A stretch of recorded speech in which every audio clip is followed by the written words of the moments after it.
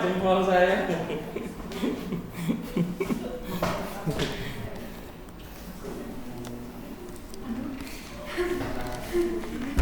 Nah, yang berdua itu. Di sini udah selesai. Oke. Semuanya harus selesai ya. Baru Bapak jelaskan.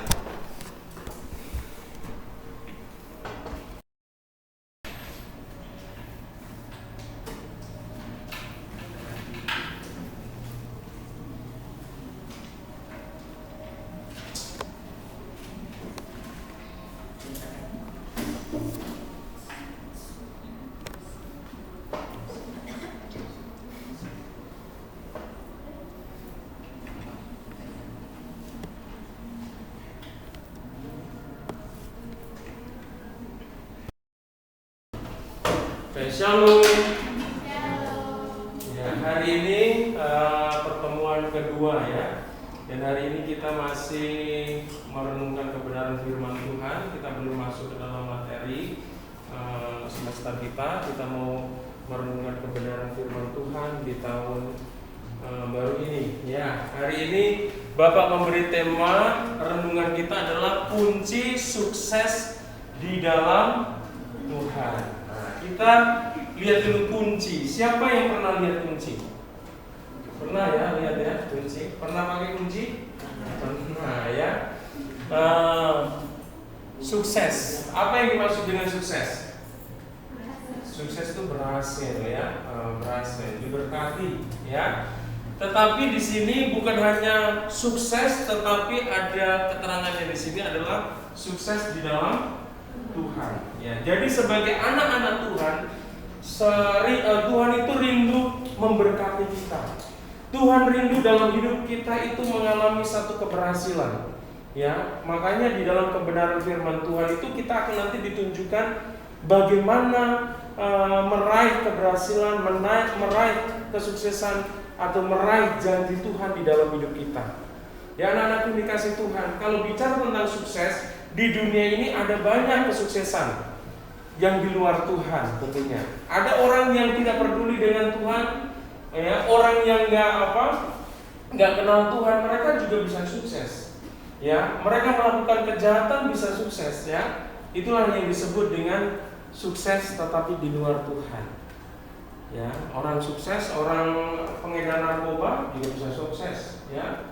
Orang koruptor bisa sukses. Mereka bisa banyak uang, punya mobil bagus, mereka bisa jalan-jalan ke luar negeri, tetapi melakukan sesuatu yang tidak berkenan kepada Tuhan. Sukses mereka adalah sukses yang menghalalkan segala cara.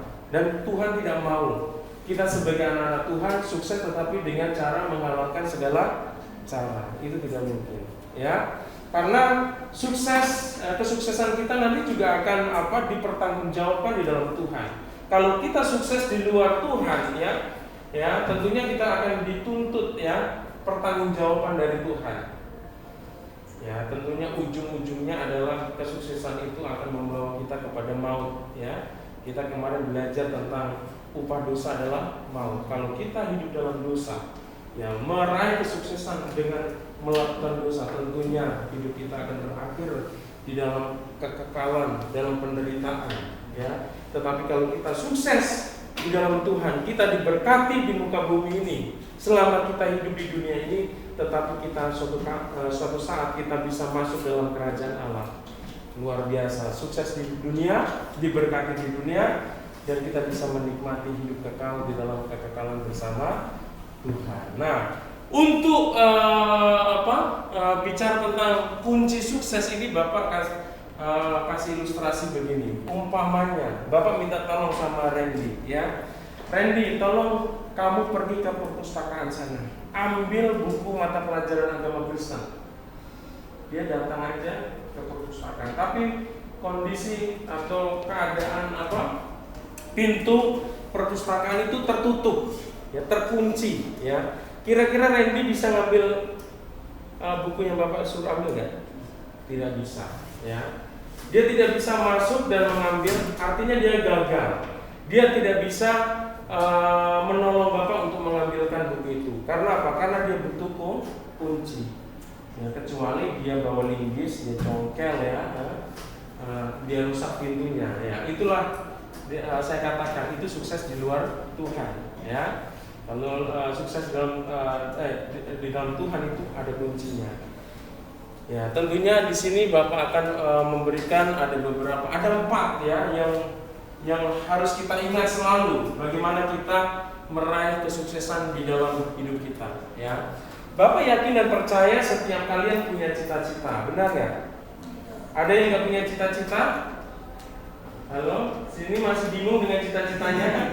Pengen jadi apa? Bapak ini selalu ingatkan, ya, pasti kalian punya cita-cita, punya harapan nanti pengen jadi apa di dalam hidup ini.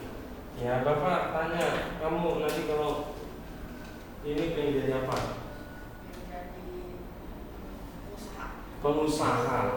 Yes, luar biasa. Ada pengusaha, nanti ada pekerjaan luar, dia selalu support keuangan untuk penginjilan. Kamu pengen jadi apa tadi? Waduh, nggak tahu kan, masih ada yang nggak tahu. Harus berdoa ya Randy, ya. Harus tahu apa cita-citanya, pengen jadi apa. Setidaknya di masa depan nanti ada hal yang pengen kamu wujudkan. Kamu pengen jadi apa? Mulai doakan saat sekarang ini, ya. Kalau masih bingung, mau berdoa sama Tuhan, Tuhan aku nanti pengen jadi apa ya Tuhan? Tuhan kasih dalam hati saya passion apa Tuhan, ya. Jangan bingung, ya, jadi orang yang masih bingung. Kamu pengen jadi apa? Banyak orang bingung ini, jasut ini. Kamu pengen jadi apa? Hah? Dokter. Luar biasa. Kamu? Hah?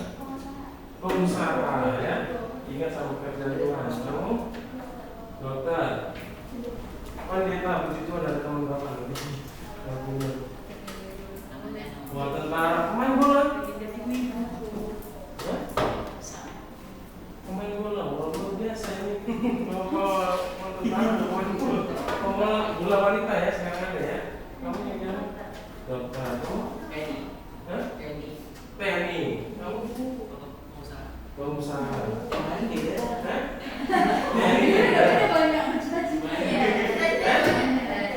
TNI. Oh iya. Cita-citanya semuanya luar biasa, ya.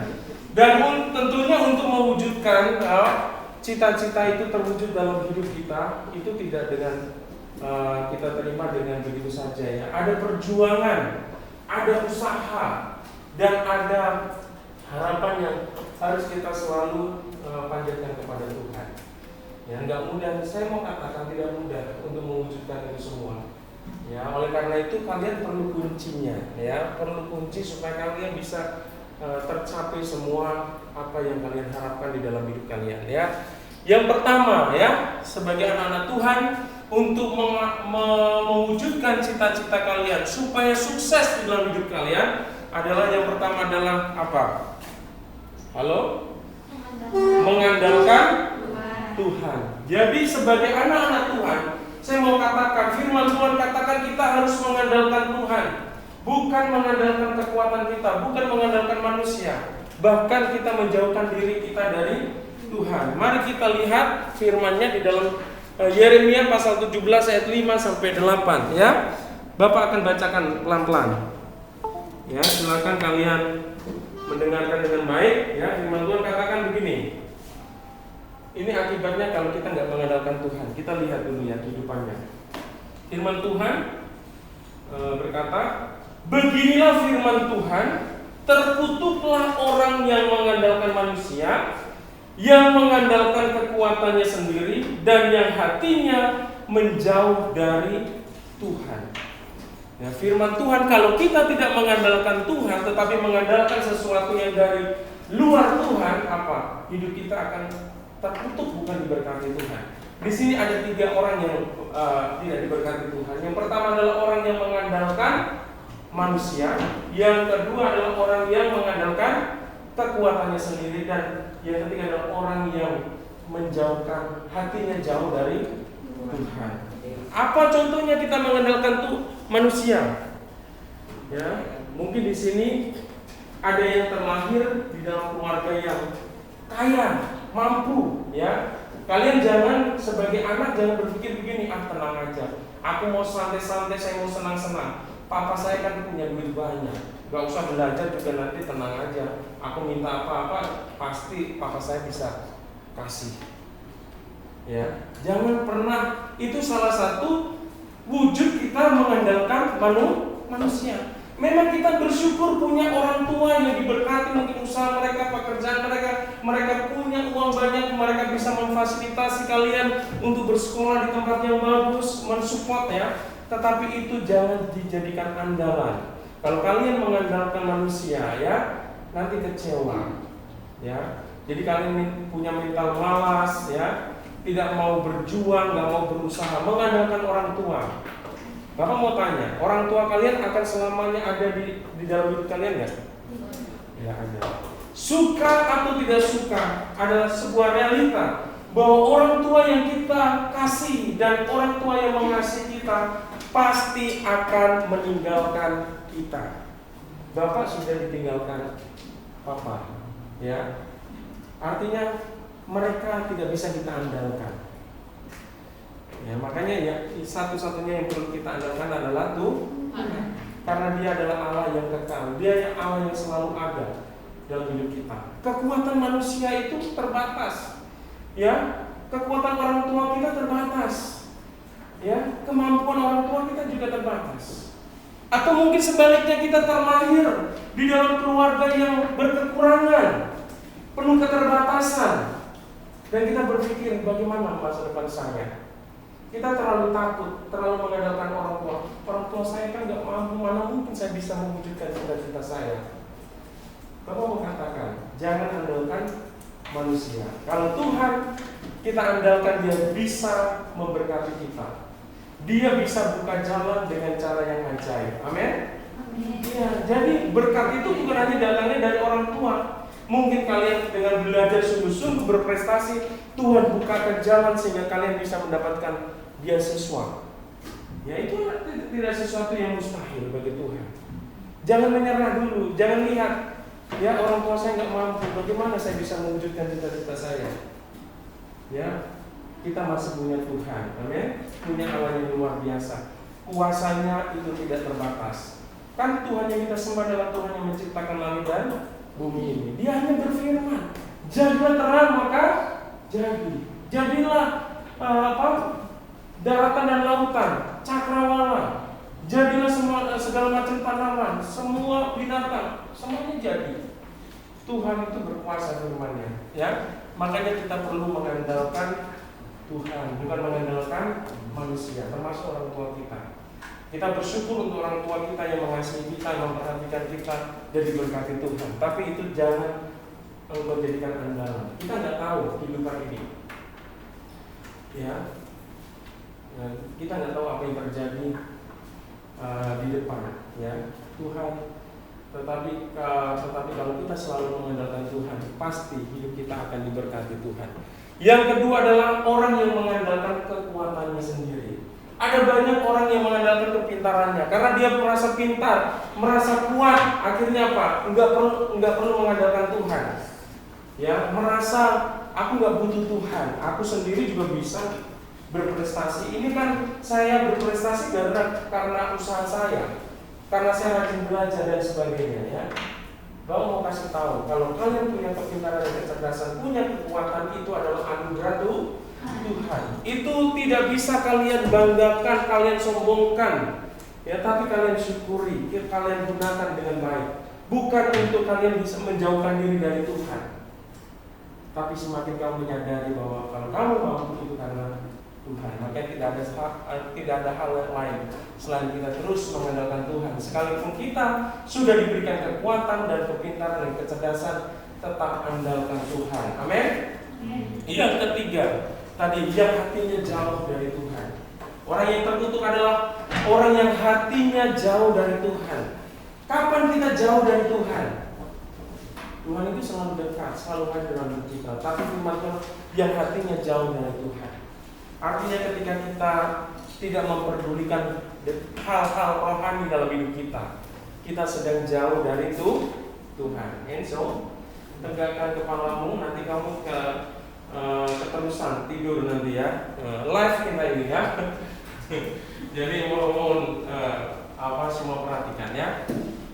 Jadi ketika kita mengabaikan hal-hal rohani, mengabaikan hal-hal yang berhubungan dengan Tuhan, itu sebenarnya hati kita sedang jauh dari Tuhan. Kita malas berdoa, malas baca firman Tuhan, ya tidak beribadah, ya itu sedang jauh dari Tuhan. Dan firman Tuhan kata, terkutuklah orang yang hatinya jauh dari Tuhan. Kita mau diberkati atau mau dikutuk? Ya. Kondisi ya orang yang ada dalam kutuk ya, yang tidak diberkati, firman Tuhan katakan ayat 6, firman Tuhan katakan begini. Ia akan seperti semak bulus di padang belantara. Semak bulus itu semak yang ya tandus ya, nggak ada tumbuh-tumbuhannya, nggak ada kehidupan. Ia tidak akan mengalami datangnya keadaan baik, mengerikan. Ya orang yang terkutuk nggak mengalami datangnya kebaikan, berarti kegagalan dan kegagalan. Ya persoalan dan persoalan terus dalam hidupnya. Ia akan tinggal di tanah angus, di padang gurun, di negeri padang asing yang tidak berpenduduk. Inilah kondisi yang digambarkan oleh kebenaran firman Tuhan. Orang yang tidak mengandalkan Tuhan, itu keadaannya seperti itu, buruk sekali. Dan kita tentunya tidak mau itu menimpa dalam hidup kita. Oleh karena itu teruslah andalkan Tuhan. Karena firman Tuhan ayat yang ke-7 di sini katakan, diberkatilah orang yang mengandalkan Tuhan. Ya, yang menaruh harapannya pada Tuhan. Jadi kalau kita mau diberkati Tuhan, kita harus mengandalkan Tuhan, kata firman Tuhan. Kita harus menaruh harapan kita kepada Tuhan. Yang pengen jadi tentara tadi, yang pengen jadi dokter, yang pengen jadi pengusaha, taruhlah harapan kalian itu kepada Tuhan. Karena Tuhanlah yang sanggup menolong kalian untuk mewujudkan kerinduan kalian di dalam hidup kalian ya. Anak-anakku dikasih Tuhan, demikian pula keadaan orang yang mengandalkan Tuhan dianalogikan, digambarkan seperti pohon yang yang ditanam di tepi aliran sungai atau air ya. Bapak mau bacain nih. Ini keadaan orang yang mengandalkan Tuhan ya. Ia akan seperti pohon yang ditanam di tepi air, yang merambatkan akar-akarnya dan tepi batang air, dan yang tidak mengalami datangnya panas terik, yang daunnya tetap hijau, yang tidak khawatir dalam tahun kering, dan yang tidak berhenti menghasilkan buah. Artinya diberkati Tuhan, pasti berhasil. Orang yang mengandalkan Tuhan pasti berhasil, pasti diberkati. Enggak ada kata mudah-mudahan. Amin. Ya, kalau kita dengan dekat dengan Tuhan, mengandalkan Tuhan, itu yang pertama. Mari kita ucapkan bersama-sama. Kunci sukses dalam Tuhan yang pertama adalah mengandalkan Tuhan. Randy, kamu supaya sukses harus apa? Mengandalkan Tuhan. Johnson, kamu harus ngapain untuk sukses? Mengandalkan Tuhan. Ya, harus mengandalkan Tuhan. Dan yang kedua, ya anak-anakku dikasih Tuhan, kunci sukses yang kedua adalah bersemangat atau antusias. Ada banyak anak-anak muda nggak semangat belajar. Semangatnya apa? Main game. Ini yang bukan berarti main game itu dilarang ya, tapi porsinya itu harus diperhatikan. Ya, kita harus bisa mengatur waktu kalian ya. Kalian harus bisa mengatur waktu kalian, kapan main game, kapan belajar. Kapan bersemangat main game, kapan bersemangat belajar. Ya, ini harus dikembangkan ya, harus dikembangkan. Bersemangat ya, antusias ini perlu ya, selalu Ya, tadi di waktu sekolah ke tempat ini siapa yang nggak mandi? Ada yang nggak mandi? Capek Pak. Ya, mungkin kalian pikir masih dingin, hujan-hujan. Aduh, malas ada sekolah. Cuci muka langsung berangkat. Nggak ada ya? Nggak ada. Pagi-pagi langsung bangun, berdoa, langsung mandi, sarapan, ya, langsung bergegas ke sekolah. Ya, itu adalah orang yang bersemangat. Ketemu sama guru, selamat pagi Pak Guru, selamat pagi Bu Guru, sama teman-teman, selamat pagi, ya, selamat pagi. Nggak ada yang loyal, ada yang datang pakai bawa tas udah begini nih, udah nggak antusiasnya, celana geser banget gitu ya. Loyo, ya, nggak bersemangat, nggak bergairah, nggak antusias, ya. Ini suasana hati ini harus kita jaga supaya tetap semangat, ya. Itu pelajaran ngantuk, ya, tidur di kelas, itu nggak semangat, kembangkan dong, ya, kembangkan supaya apa? Antusias, mengikuti apa yang dijelaskan oleh Bapak dan Ibu guru, ya, berantusias untuk mengerjakan tugas. Jangan kalau dikasih tugas, berat banget ini. Ya, payah udah kurang kerjaan, suruh bikin video, kirim lagi, dikasih batas waktu harus kirim, ya. Jadi ketika menerima tugas bukan mengerjakannya dengan antusias, bukan dengan semangat, tetapi dengan lesu, loyo, ya, bersungut-sungut. Ya. Bagaimana kita bisa mengembangkan supaya kita bersemangat? Supaya kita berantusias, kita harus melihat bahwa semua pekerjaan yang harus kita kerjakan itu firman Tuhan katakan lakukanlah seperti untuk seperti untuk itu, bukan seperti untuk manusia. Kalau kita melihat semua aktivitas dan pekerjaan yang harus kita kerjakan itu seperti kita lakukan untuk Tuhan, pasti kita bersemangat. Ya, karena kita tahu ketika melakukan dengan sungguh-sungguh seperti itu Tuhan, kita untuk memuliakan nama Tuhan, pasti Tuhan akan berkati hidup kita. Ya, firman Tuhan di dalam Roma pasal 12 ayat 11, firman Tuhan katakan begini, janganlah hendaknya kerajinanmu kendor, biarlah rohmu menyala-nyala dan layani Tuhan.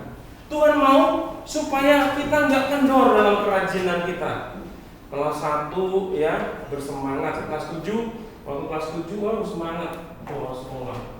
Pagi-pagi on time, terus pekerjaan rumah selalu dikerjakan, ya, PR selalu dikerjakan. Mulai nanti kelas 8 mulai, ya, kurang semangatnya. Mulai tugas-tugas banyak yang nggak dikerjakan. Kelas 9 makin ini. Jangan seperti itu, ya. Semakin hari harus semakin semangat. Amin. Jangan kendor kerajinan kita. Jangan kendor dalam hal belajar, dalam hal beribadah, dalam hal berdoa, dalam baca firman Tuhan, harus bersemangat, ya. Harus selalu menyala-nyala, harus antusias. Kan firman Tuhan mengajarkan apa? Bersukacitalah senantiasa dalam Tuhan. Bersukacitalah senantiasa di dalam Tuhan. Kalau anak Tuhan itu setiap hari harus mengalami sukacita. Enggak cemberut-cemberut, ya, enggak emosian, ya, enggak ngambek-ngambekan, ya, enggak angot-angotan, ya. Hidupnya mood kalau dikasih uang, kalau enggak dikasih uang enggak mood gitu, ya. Nah, jangan, ya. Kita harus mengembangkan hati kita ini supaya senantiasa bersemangat, ya, bersukacita. Firman Tuhan juga mengajarkan apa? Bersyukurlah dalam segala hal. Jadi nggak ada ruang lagi untuk kita ngomel-ngomel, ngedumel, ya, pasang muka cemberut, nggak ada. Anak Tuhan ini selalu bersukacita, selalu bersyukur, murah senyum sama orang, nggak jutek, ya, nggak jutek. Ya, siapa di sini yang suka jutek sama temennya? Nggak boleh, ya, nggak boleh jutek, ya, jutek, ya, judes-judes, ya, oke. Itu yang kedua, yaitu selalu bersemangat. Bilang ke anak dirinya, semangat. Gitu. Mana sih? 1, 2, 3. Semangat. Belum semangat kayaknya. Semangat kan begitu? Semangat. Ya, 1, 2, 3. Semangat. Ya, semangat. Semangat, ya. Kamu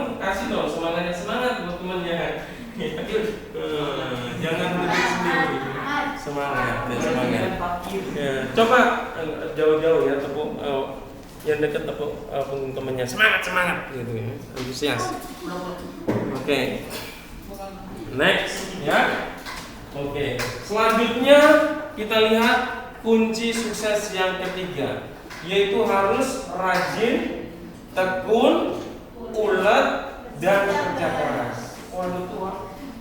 Sekalipun kita ini adalah anak Tuhan, ternyata masih firman Tuhan mengajarkan supaya kita rajin, supaya kita tekun, supaya kita ulet, dan supaya kita kerja keras. Ternyata sebagai anak Tuhan itu harus ya melakukan ini. Kita nggak begini, aku yang penting berdoa, pasti Tuhan berkati. Ya, berdoa, tapi nggak belajar. Kira-kira nilainya bagus apa jelek? Jelek. Ya. Kalau kita hanya berdoa, hanya beribadah ke gereja, rajin ke gereja, ya, Senin sampai Minggu semua kegiatan kita ikutin, tapi kita lupa mengerjakan tanggung jawab di dalam hidup kita dengan rajin, dengan tekun, ya, dengan kerja keras, maka kita akan mendapati kehidupan kita tidak maksimal. Ya, makanya kita harus rajin, ya, rajin tuh mengerjakan sesuatu dengan apa? Semangat, ya, terus menerus, ya, tekun, ulet, tahu kan? Ulet itu bukan ngulet begini ya. Nah, itu lawan katanya. Ulet itu mengerjakan segala sesuatu dengan semangat dan tetap mengerjakan walaupun banyak tantangan, banyak rintangan, gak menyerah ya, gak mudah menyerah, gak mudah putus asa. Itu ulet namanya ya, bukan ulet. Kalau ulet itu malas ya, beda ya, dan kerja keras. Nah, firman Tuhannya kita bisa lihat di dalam kitab Amsal ayat 6, pasal 6, Amsal 3 ayat 6 sampai, maaf nih, kebanyakan ya. Amsal 3 ayat 6 sampai 11. Bapak akan bacakan, ini penting sekali ya. Ini Alkitab menegur dengan keras orang-orang yang tidak mau bekerja keras, alias malas. Ya, hidupnya suka-sukanya, tidak mau bekerja, ya. Amsal 6 ayat 6. Amsal 3. Oh, Amsal 3. Amsal 3. Amsal 3 ayat 6 sampai 11. Ya, Amsal 3 ayat 6.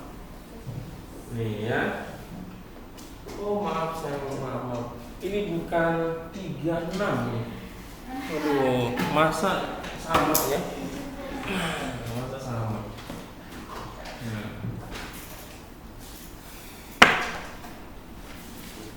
Oke. Ayat 6. Ini peringatan bagi orang yang tidak mau bekerja, ya, alias malas, ya. Firman Tuhan katakan gini, hai pemalas. Siapa di sini malas? Nah, ini ya, ini firman Tuhan untuk kalian ya. Hai pemalas. Bapak lihat, hai pemalas. Siapa lagi pemalas ini? Hai pemalas. Nah, ya. Gak apa-apa, jujur ya di hadapan Tuhan, supaya kita, kalau orang jujur mau mengakui kelemahan itu ada kerinduan juga untuk berubah ya.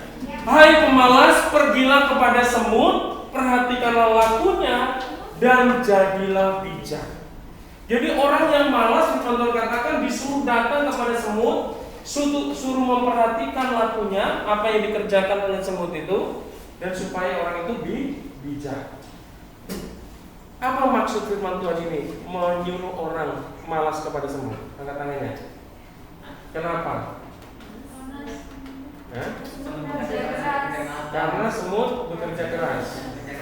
Ya, dia adalah binatang yang rajin. Kita lihat ya, kita kalau memperhatikan tuh siang malam mereka berjalan ya, selalu bawa ya, ada makanan dibawa ke sarangnya. Gak kenal lelah ya. Ya, ada yang bilang, Pak, semut kan nyubit yang gigit gitu. Yang gigitnya jangan kamu pelajari, kan firman Tuhan, perhatikan tentang kerajinannya, ya kan? Yang gigitnya itu jangan ini, yang mencurinya juga ini kan suka mencuri, yang mencurinya jangan kamu ikutin, rajinnya yang kamu ambil hikmahnya, ya. Nah, tapi semut itu kan mengambil remah-remah juga ya, yang tidak bermanfaat jadikan bermanfaat bagi dia. Ya. rajin. Ya, kita jangan malas seperti semut ya. Kalau hidup kita malas-malasan, firman Tuhan katakan dengan tegas supaya kita belajar dari semut. Semut itu adalah binatang yang sangat rajin. Enggak perlu disuruh-suruh dia, ya. Otomatis ada makanan langsung dibawa, ada kesempatan diambil. Ya. Ya, ini kita akan lihat orang yang malas itu akan menemukan ada konsekuensinya ya. Hai pemalas, perhatikanlah kepada semut, perhatikan lakunya dan jadilah bijak. Biarpun tidak ada pemimpinnya, pengaturnya atau penguasanya, ia menyediakan rotinya di musim panas dan mengumpulkan makanannya pada waktu panen. Hai pemalas, berapa lama lagi engkau berbaring? Bilakah engkau akan bangun dari tidurmu, tidur sebentar lagi, mengantuk sebentar lagi, melipat tangan sebentar lagi untuk tinggal berbaring? Maka datanglah kemiskinan kepadamu seperti seorang penyerbu dan kekurangan seperti orang yang bersenjata. Jadi kalau kita malas, ya tidak rajin, kondisi kita akan buruk, mengalami kemiskinan, mengalami kekurangan. Ya, orang yang malas itu selalu ingin menunda-nunda pekerjaan, ya melipat tangan, sebentar lagi tidur, sebentar lagi ya. Nah, kalau sekarang mungkin bukan tidur kalau anak-anak muda malasnya, karena main game, sebentar lagi tanggung, dikit lagi, gitu kan, dikit lagi, nggak terasa 10 menit, 20 menit, 1 jam, 2 jam nggak terasa. Ternyata udah waktunya sudah terbuang berjam-jam, ya. Ini mungkin malasnya bukan tidur ya sekarang, ya digunakan untuk main yang lain. Oke, itu yang ketiga ya, harus rajin, tekun, ulet dan kerja keras. Nah, firman Tuhan di dalam Tesalonika, ya 2 Tesalonika pasal 3 ayat 10 sampai 12, intinya di sana firman Tuhan mengatakan bahwa orang yang malas itu tidak layak dia diberikan makan. Ya. Jadi orang Kristen, orang percaya itu memang tidak boleh malas, harus bekerja. Nah, Bapak mau tanya, tugas utama kalian apa? Belajar dan juga membantu orang tua. Ya, kalian nggak perlu bekerja dulu mencari uang, bukan? Ya, tapi tanggung jawab kalian sebagai murid belajar dan berusaha membantu orang tua. Itulah tugas utama kalian. Baru kalian layak untuk menikmati makanan. Jadi kalau kalian malas, diminta tolong sama orang tua, nggak mau, ya kan, nunda-nunda pekerjaannya dikasih orang tua, terus tidak belajar dengan baik, sebenarnya kamu nggak layak dikasih makan, kata firman Tuhan. Jadi orang yang mau makan, dia harus bekerja. Itu firman Tuhan dengan tegas ya. Orang yang gagal dalam hidupnya bukan karena dia tidak mampu, karena dia malas, tidak mau mengerjakan yang Tuhan percayakan dalam hidupnya. Ini ya. Jadi orang yang miskin juga sama, saudara, anak-anak yang dikasih Tuhan, karena malas. Jadi janganlah kalian hidup dalam kemalasan supaya tidak datang kemiskinan, tidak datang masa-masa yang sulit dalam hidup kalian. Amin. Oke, yang terakhir, ya, wah senang ini, udah berapa waktu ini, langsung terang dua, begitu kan? Kalau dibilang terakhir, padahal yang paling terakhir ini paling panjang. Ya. Oke, yang terakhir adalah hidup dalam kebenaran. Inilah yang membedakan antara sukses di dalam Tuhan dan sukses di luar Tuhan. Kalau sukses di luar Tuhan tidak perlu hidup dalam kebenaran. Ya, tetapi kita sebagai anak-anak Tuhan kalau mau sukses dan diberkati dalam hidup kita harus hidup dalam kebenaran. Tentunya kebenaran sesuai dengan apa yang Tuhan nyatakan dalam kebenaran firman-Nya, ya. Bapak akan bacakan firman-Nya, ya. Mazmur pasal 1. Ya, Mazmur pasal 1 ayat 1 sampai ayat 6. Nih, ya. Firman Tuhan katakan begini, berbahagialah orang yang tidak berjalan menurut nasihat orang fasik. Orang fasik itu orang yang hidupnya tidak benar, ya, yang bertentangan dengan kebenaran firman Tuhan, hidup dalam dosa. Yang tidak berdiri di jalan orang berdosa, dan yang tidak duduk dalam kumpulan pencemooh. Jadi suka ngejek ya sama orang lain itu satu nggak benar ya. Ya, firman Tuhan katakan kita akan bahagia kalau kita nggak berjalan di dalam kehidupan orang fasik, orang yang berdosa dan orang yang suka mencemooh, nggak ngikutin mereka. Artinya kita hidup dalam kebenaran. Firman Tuhan katakan, tetapi yang kesukaannya ialah Taurat Tuhan, yaitu firman Tuhan. Dan yang merenungkan Taurat itu siang dan malam. Bapak mau tanya di sini anak-anak, siapa yang punya kedisiplinan setiap hari baca firman Tuhan? Angkat tangannya. Oke, nggak satu hari, puji Tuhan ada satu orang. Sekarang Bapak tanya, 2 hari sekali baca firman Tuhan? Tidak ada. 3 hari sekali baca firman Tuhan? Seminggu sekali baca firman Tuhan? Angkat tangannya. Seminggu berarti pas hadir dalam gereja, ikut ibadah baru ini ya, luar biasa. Tapi pengen sukses. Pengen sukses di apa? Pengen sukses. Coba ketawa nih, yang mau ketawa. Coba pengen sukses. Tapi pengen sukses ya, pengen diberkati Tuhan. Pengen suksesnya di dalam Tuhan. Tapi nggak pernah baca firman Tuhan setiap hari. Seminggu sekali karena apa? Karena hari Minggu ibadah. Iya. Waduh, kalau nggak ibadah nggak baca firman Tuhan itu apa 2 minggu ya sekali seperti ini. Jangan serius-serius ya di sini ya. Nah, di sini juga sama ya, seminggu sekali ya, seminggu sekali. Waduh ya.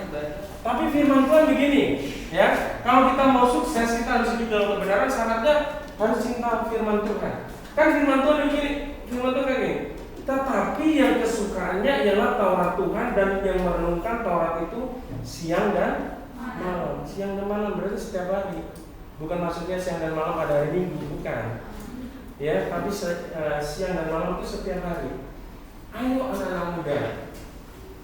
Ya, luangkan waktu, sediakan waktu untuk membaca firman Tuhan. Kalau main game, kamu berapa lama? 2 jam. 1 hari 2 jam. Luar biasa. Kamu? Setengah jam. Benar di video. Hah? Oh enggak, luar biasa. Terus main apa? Sama aja. YouTube-nya isinya apa? Game juga lagi. Ada bapak bertanya, kamu main game? Oh, gitu lah. Kamu main game berapa jam satu hari? Tergantung. Kamu main game juga? Berapa lama? Enggak tahu. Kamu berapa jam? Kalau tergantung suka bisa berapa jam? Mantap. Baca firman Tuhan? Ya Tuhan Yesus ampuni. Ya, anak-anak muda dengerin ya. Ini gawat ini. Kita mau diberkati Tuhan tapi nggak baca firman Tuhan. Ya. Ini apa? Firman Tuhan ini baru dengar atau sudah pernah dengar? Baru dengar? Firman Tuhan yang katakan merenungkan firman Tuhan siang dan malam. Udah pernah dengar belum? Ya, pernah. Berarti harus dilakukan ya. Ya, sukses. Ya. Ya. Oke. Nah, orang yang diberkati Tuhan di sini juga seperti dikatakan tadi, seperti Yeremia, seperti pohon yang ditanam di tepi aliran air dan yang akan menghasilkan buahnya pada musimnya. Anak-anakku yang dikasih Tuhan, ya. Hari ini, mari, ya ini adalah saatnya kalian menyadari bahwa untuk mewujudkan apa yang Tuhan janjikan dalam hidup kita itu mudah-mudah. Ada hal yang harus kita lakukan. Kita nggak cukup ongkang-ongkang kaki, ya, santai-santai. Tapi ada hal-hal yang harus kita lakukan supaya hidup kita sukses, hidup kita diberkati. Ya, mari kita perhatikan 4 hal ini. Kita ucapkan ya bareng-bareng. Nanti supaya firman Tuhan ini selalu kita ingat, ya, supaya kita jadikan dasar dalam hidup kita untuk meraih setiap janji Tuhan dalam hidup kita. Ya, kunci sukses di dalam Tuhan. Yang pertama, mari kita baca bersama. 1, 2, 3. Mengandalkan Tuhan. Yang kedua, Bersemangat atau antusias. yang ketiga, Rajin tekun bulat kerja keras. yang keempat. Hidup dalam kebenaran. Ya, inilah kebenaran firman Tuhan yang hari ini yang Bapak sampaikan kepada kalian. Biarlah firman Tuhan ini bisa menjadi berkat buat setiap kalian. Bapak rindu